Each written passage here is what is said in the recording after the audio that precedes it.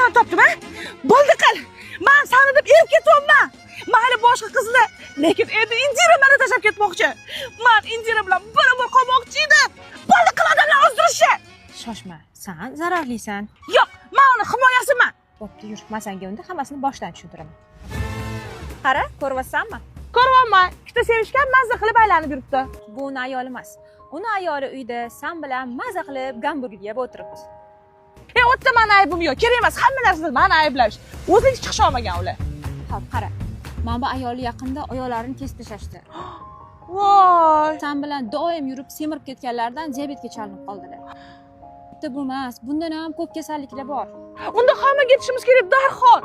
Muammo shunda değil. Hamma biladi, lekin hech kim sendan voz kechmayapti. Ey Shodiyar aka, dugonalarim ustimdan kulyapti. Nima deb kulyapti? Ering qachon tug'adi deb. Bor yo'qolayapsanmizmi? Uylanib qorin qo'yivarsang nimalar bo'ladi? Nima ish qilsang ham o'zing qila olmaysan. Keyin senga xotining yordamga keladi. Xotin pul topib ber. Ozaman deb ertalab yugurishlarga chiqasan. Har xil dietalar qilasan. Lekin foydasi bo'lmaydi. Uylanib qorin qo'yivardim. Ajrashsam qorinim ketar-a? Yo'q. Keyin esa bir aqlli kelib, aka, ijarasi qo'yapsizmi? Yo'q. Buni qarang, buni 3 xonali bo'lib qolibdi-ku, aka, 3 xonali. Qorin emasmi, qorin emas. Diametrini qarang, aka. sen bizmi o'zi yo'q qila olmay o'lyapman. Buni yo'qotcha zo'r yo'li bor. Qanaqa? Yuring bitta joyga boramiz.